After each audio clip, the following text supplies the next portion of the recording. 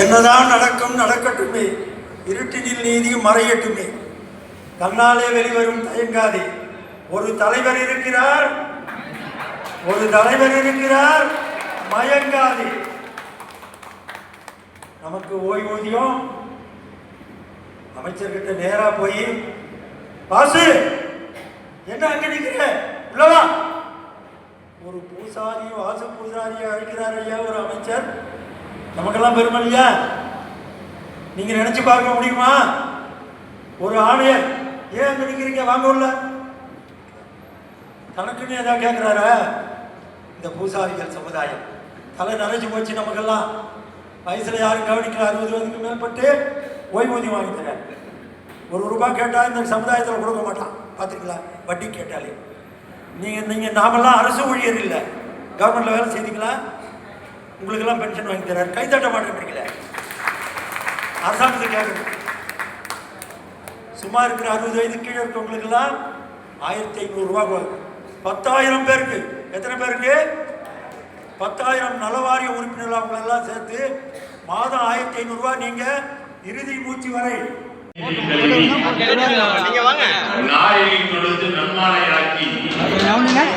நாளும் பணியாற்றும் பூசாரி குலமே, சந்தனம் குங்குமம் விபூதி பூசி சத்திய வழியில் தினமும் என்று சகலத்திலும் பணியாற்றும் சாகா வரப்படைத்த சரித்திரமே, வேப்பிலைக்காரையும் வேலவன் முருகனும் வேண்டுவரம் வேண்டும் என வேட்டி மட்டும் கட்டிய வெள்ளை உள்ளமே, உங்கள் பாதத்தொட்டு கோயில் பூசாரிகள் நலசங்கத்தினுடைய கோவை மாவட்ட மாநாட்டிற்கு வருகை தந்துள்ள அனைத்து மாவட்ட ஒன்றிய பொறுப்பாளர்களுக்கும் கோவை மாவட்டத்தைச் சேர்ந்த பூசாரிகளுக்கும் மாநில மண்டல நிர்வாகிகள் அனைவருக்கும் எனது மனமார்ந்த நன்றியை தெரிவித்துக் கொள்கின்றேன். நேரங்கள் கடந்துவிட்டது. செவிக்கு நம்முடைய அவர்கள் விருந்தளித்தார்கள். அதோடு சிறப்பான தீர்மானங்களும் வாசிக்கப்பட்டது. இந்த சிறப்பு தீர்மானங்களை மாண்புமிகு தமிழ்நாடு முதலமைச்சர் அவர்களுக்கு அனுப்பப்பட உள்ளது. பல்வேறு கோரிக்கைகளை திராவிட முன்னேற்ற கழக அரசு செயல்படுத்தினாலும் டாக்டர் கலைஞர் அவர்களால் கொண்டு வரப்பட்ட கிராம கோயில் பூசாரி நலவாரியம் இன்றும் செயல்படாமல் உள்ளது. பல்வேறு நலவாரியங்களுக்கு அளவுசாரா உறுப்பினர்களை தமிழ்நாடு அரசு நியமனம் செய்து கொண்டிருக்கிறது. ஆனால் ஏழையின் சிரிப்பில் இறைவனை கண்ட கலைஞர் பாதையும் கடவுள் பாதையும் வெவ்வேறாக இருந்த போதிலும் கலைஞர் கருணை பார்வையால் பூசாரிகளுக்கு நலவாரியம் அமைத்து சேலம் மாவட்டம் செந்தாரப்பட்டி எனும் கிராமத்திலே ஒரு கிராம கோயிலே பூசாரியாக பணிபுரிந்த என்னையும் அரசு தங்கநாயகம்மன் திருக்கோயிலே போய் செய்து வந்த பொருளாதார சுந்தரத்தையும் எங்களோடு சேர்ந்த 5 நபர்களை கிராம கோயில் பூசாரியாக நலவாரிய அனுசாரா உறுப்பினராக தலைமைச் செயலகத்தில் எங்களை அமர வைத்து அழகு பார்த்த பெருமை டாக்டர் கலைஞருக்கு உண்டு.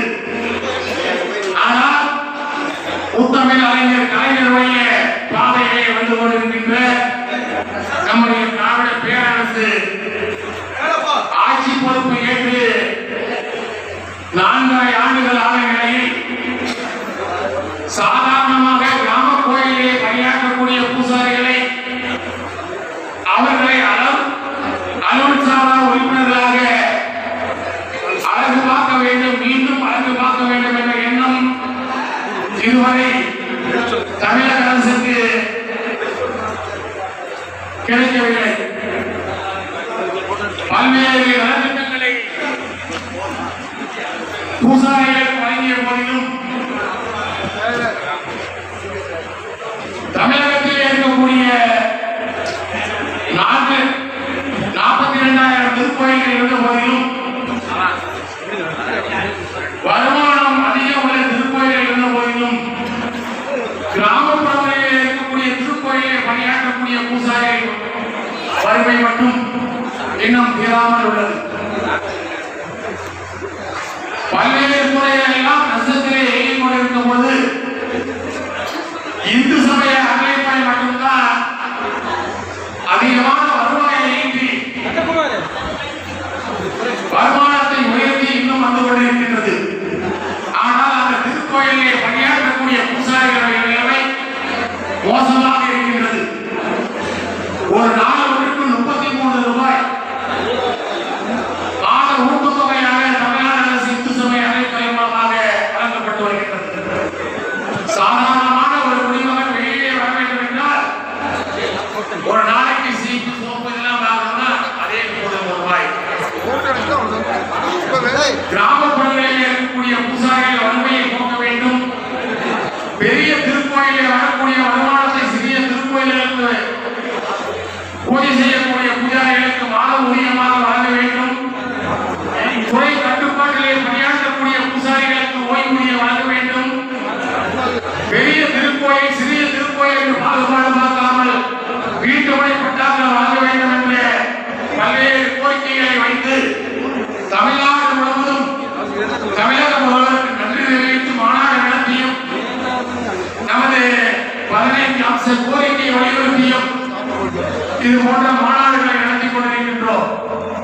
நம்முடைய கோரிக்கையை அரசு மீதமுள்ள கோரிக்கையும் அரசு ஏற்கும் என்ற நம்பிக்கையோடு இன்றைய தினம் படிக்கப்பட்ட 14 தீர்மானங்களையும் தமிழக அரசு கவனத்தில் எடுத்துக் கொண்டு தமிழகத்திலே இருக்கக்கூடிய 6 லட்சம் பூசாரிகள் அதைச் சேர்ந்த 25 லட்சம் வாக்காளர்களுடைய வாக்குகளை திராவிட முன்னேற்ற கழக அரசுக்கு மீண்டும் செலுத்தக்கூடிய வகையிலே கோயில் பூசாரி நலச்சங்கம் என்று வைக்கப்பட்டுள்ள கோரிக்கையானது தமிழக அரசும் மாண்புமிகு இந்து சமய அறநிலையத்துறை அமைச்சர்களும் கனிவோடு பரிசீலித்து பூசாரிகளுடைய வாழ்வாதாரத்தை உயர்த்தக்கூடிய வகையிலே நலத்திட்டங்களை வழங்க வேண்டும், கோரிக்கைகளை ஏற்க வேண்டும் என்று கேட்டுக்கொண்டு இந்த சிறப்பான ஒரு மாநாட்டை ஏற்பாடு செய்துள்ள கோவை மாவட்ட பொறுப்பாளர் அனைவருக்கும், குறிப்பாக சங்கத்துடைய நிலமாக செயல்பட்டுக் கொண்டிருக்கின்ற